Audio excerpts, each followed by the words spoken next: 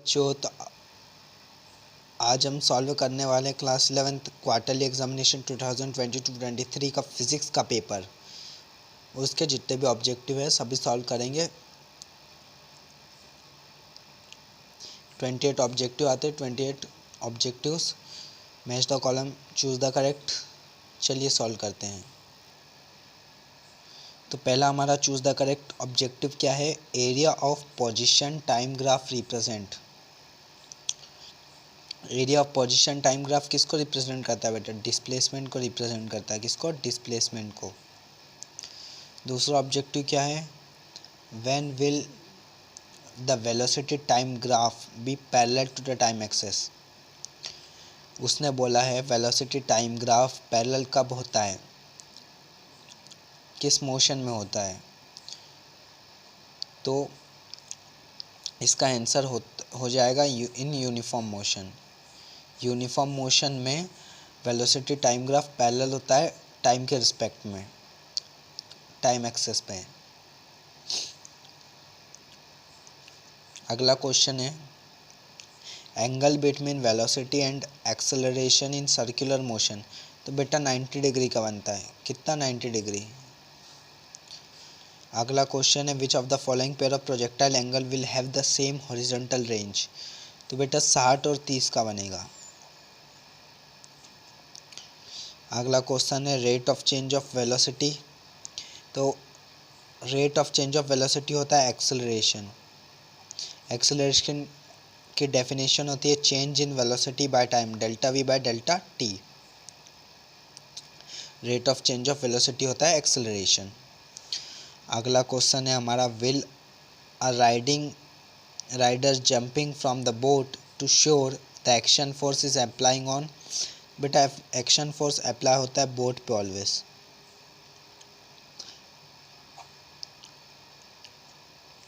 Boat पे होगा, ठीक है। नेक्स्ट ऑब्जेक्टिव है हमारा, मैं गलती से कभी कभी क्वेश्चन बोल देता हूँ, उसके लिए sorry. To keep the speed of a car uniform on a plain road. तो इसका आंसर हो जाएगा बी वाला। Net force on a car should be zero. Net force zero होना चाहिए कार पे, तभी कार यूनिफॉर्म स्पीड से प्लेन रोड पे कर पाएगी, ठीक है। उसकी यूनिफॉर्म स्पीड रह पाएगी। अगले अब हमारे आ जाते हैं यहाँ पे फिल इन द ब्लैंक्स। अब फिल इन द ब्लैंक्स, पहला फिल इन द ब्लैंक्स है the dash of an object moving with constant velocity zero. But यहाँ पे आ जाएगा एक्सेलरेशन। क्या आ जाएगा? एक्सेलरेशन। जब एक्सेलरेशन ऑब्जेक्ट का कांस्टेंट वेलोसिटी से वेलोसिटी कांस्टेंट होगी तो एक्सेलरेशन होगा ज़ीरो, ठीक है बेटा। नेक्स्ट हमारा ऑब्जेक्टिव है the quantities which have both the magnitude and the direction are called. तो बेटा वेक्टर क्वांटिटी होती है। कैसी होती है? वेक्टर। और जिसके पास सिर्फ मैग्नीट्यूड होता है वो कैसी क्वांटिटी होती है? फिर वो स्केलर क्वांटिटी होती है बेटा। वो स्केलर क्वांटिटी होती है। जिसके पास मैग्नीट्यूड और डायरेक्शन दोनों होते हैं वो वेक्टर क्वांटिटी होती है। अब यहाँ पे to get maximum height of projectile projection angle should be, कितना होगा बेटा? 90 डिग्री होगा। यहाँ पे वर्टिकल के लिए मैक्सिमम हाइट पूछी, अगर मैक्सिमम रेंज पूछी होती तो कितना होता? 45 डिग्री होता है मैक्स रेंज के लिए, ठीक है बेटा। अगला ऑब्जेक्टिव है the product of force and time period is called. तो ये होता है बेटा इम्पल्स। क्या होता है? Impulse. Product of force and time period is called impulse. Impulse का फॉर्मूला ही होता है फोर्स इंटू टाइम। अगला है if the net external force exerted on a body is zero it's acceleration is. अगर नेट फोर्स जीरो है तो acceleration कितना होगा बेटा? वो जीरो हो जाएगा।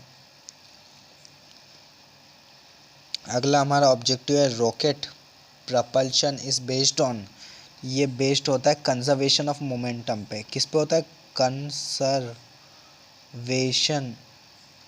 Of momentum, conservation of momentum पे। रॉकेट प्रपल्शन किस पे बेस्ड होता है? कंजर्वेशन ऑफ मोमेंटम पे। अगला हमारा ऑब्जेक्टिव है work done by friction on a moving body is, work done by friction on a moving body is negative. जब भी फ्रिक्शन होगा, वर्क डन होगा फ्रिक्शन के द्वारा, तो बेटा वो होगा नेगेटिव, बिकॉज वर्क डन अलग डायरेक्शन में हो रहा है, फ्रिक्शन अलग डायरेक्शन में लगता है। चलो अब अगले पेज की तरफ चलते हैं। अब हमारे चालू होते हैं one word.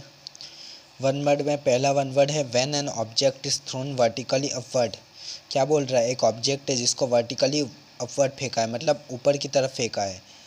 It reaches maximum height in 6 second, वो मैक्सिमम हाइट को रीच कर जाता है कितने सेकेंड में? 6 सेकेंड में। तो इसमें बोला है how long will it take to come back from the maximum height to the hands.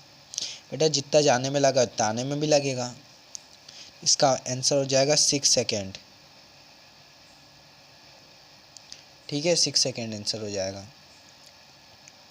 अगला है what does the slope of position time graph express, position time graph express. तो इसका आंसर हो जाएगा इंस्टेंटेनियस वेलोसिटी।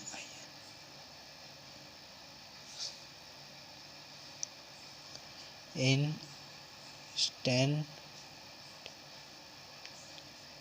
वेलोसिटी क्या हो जाएगा इसका आंसर? Instantaneous velocity. अगला हमारा ऑब्जेक्टिव है what is unit vector. Unit vector क्या होता है? तो बेटा यूनिट वेक्टर वो होता है जिसका मैग्नीट्यूड 1 हो, हैज़ मैग्नीट्यूड 1। यूनिट वेक्टर वो वेक्टर होता है जिसका मैग्नीट्यूड क्या होता है? 1 होता है, जिसका मैग्नीट्यूड 1 होता है।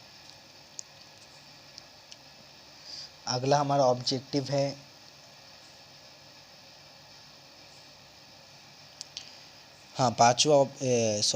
चौथा ऑब्जेक्टिव है when two vectors said to be equal. Two vectors equal कब होंगे? जब उनका मैग्नीट्यूड एंड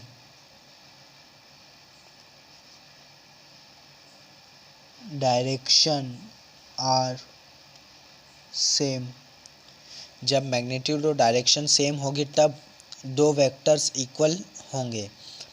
बेटा कब होंगे? जब मैग्नीट्यूड और डायरेक्शन इक्वल होगी तब दो वेक्टर्स इक्वल होंगे, जब मैग्नीट्यूड और डायरेक्शन सेम होगी। अगला है what will be the value of net force on a body of mass m free fall under gravity. तो 0 होगा इसका आंसर। कितना होगा? 0। ठीक है।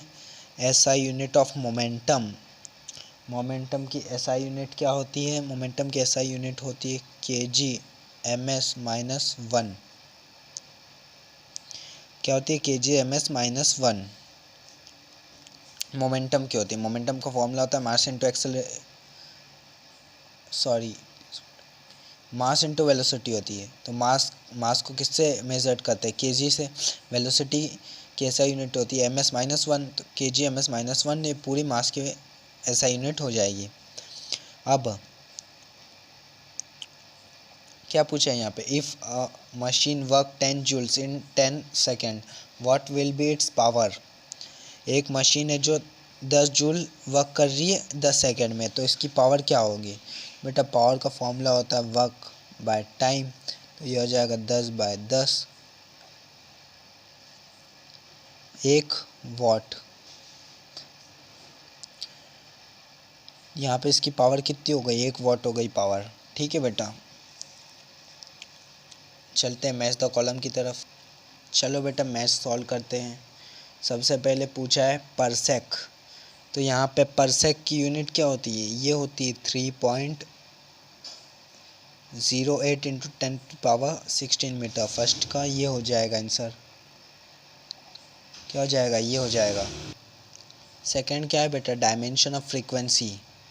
फ्रीक्वेंसी की डायमेंशन क्या होती है, ये होती है टाइम m0 l0 t-1, ये फ्रीक्वेंसी की डायमेंशंस होती है बेटा। थर्ड क्या है, डायमेंशन ऑफ लाइट ईयर। तो डायमेंशन ऑफ लाइट ईयर जो होती है वो ये होती है m0 l1 t0, क्योंकि डायमेंशन ऑफ लाइट ईयर को मेज़र किया जाता है लेंथ में, और लेंथ की डायमेंशन होती है l1। फोर्थ है nanometre. 1 nanometre equal to 10⁻⁻19 metre. 1 nanometre equal to 10⁻⁻9 metre, sorry -9 metre. इसके बाद रिलेटिव वेलोसिटी। तो रिलेटिव वेलोसिटी जो होती है बेटा डायमेंशन लेस होती है। क्या होती है, डायमेंशन लेस।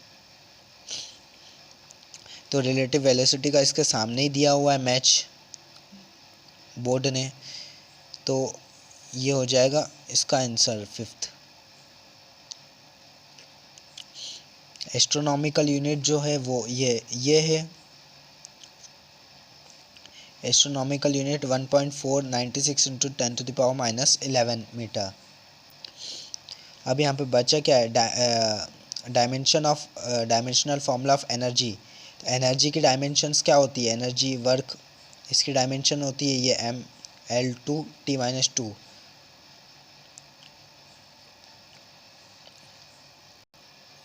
फ्रेंड्स, उम्मीद है वीडियो आपको अच्छा लगा होगा, सॉल्यूशन अच्छा लगा होगा। अगर वीडियो अच्छा लगा हो तो वीडियो को लाइक कीजिए और चैनल को सब्सक्राइब कीजिए, और मिलते हैं पार्ट 2 में।